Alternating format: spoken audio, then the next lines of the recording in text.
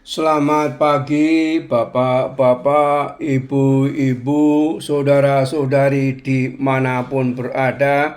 Shalom berkah dalam.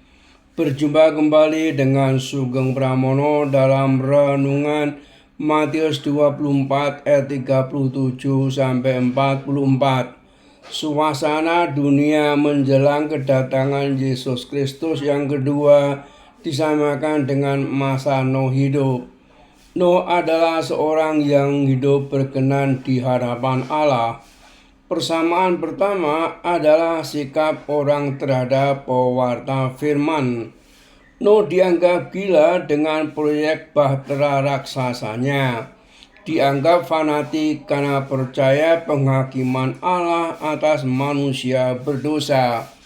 Sekarang pun banyak orang berpendapat pemberitaan Yesus Kristus akan datang kembali sebagai hakim yang menghukum dosa sebagai fanatik. Manusia berdosa lebih suka menciptakan konsep Allah Maha Kasih yang tidak akan mengirim manusia ke neraka. Sama seperti di zaman Nuh, sedikit yang serius menanggapi penghakiman Allah dengan hidup kudus di hadapannya. Kedua, sebelum air bah tiba, mereka makan dan minum, kawin dan dikawinkan. Ayat 38. Sepintas sepertinya tidak ada yang salah, namun disitulah justru permasalahannya.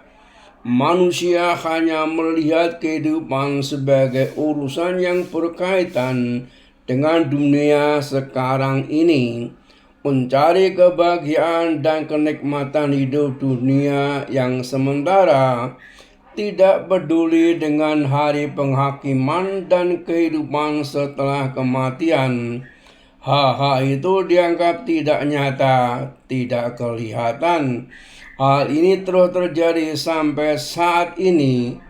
Manusia menjadikan dunia sebagai tujuan akhir hidupnya atau bahkan tidak memperdulikan tujuan hidup karena mementingkan kenikmatan. Ketiga, seperti pada zaman Nuh, ada yang dibawa dan ada yang ditinggalkan. Ayat 39 sampai 40. Ini merupakan peringatan keras bahwa yang ditinggalkan adalah mereka yang tidak percaya. Kedatangan Tuhan Yesus kedua kali kelak akan memisahkan orang benar dan orang jahat. Sikap berjaga-jaga justru merupakan ungkapan iman. Ayat 44. Yang tidak berjaga-jaga adalah yang tidak beriman. Kedapatan yang berjaga-jaga yang akan disambut Tuhan. Kita tidak tahu kapan Tuhan datang. Hal ini bukan hanya menunjuk saat akhir zaman tiba atau saat kematian kita. Kalaupun tidak tahu kapan Tuhan datang dalam wajah sesama manusia yang sedang di depan kita, terkadang dalam perjumpaan dengan sesama di pinggir jalan, dalam perjalanan, dan lain-lain. Bukankah kita sering berhadapan orang yang memerlukan bantuan? Bagaimana tanggapan kita terhadap mereka? Salam dan doa, Tuhan memberkati. Amin.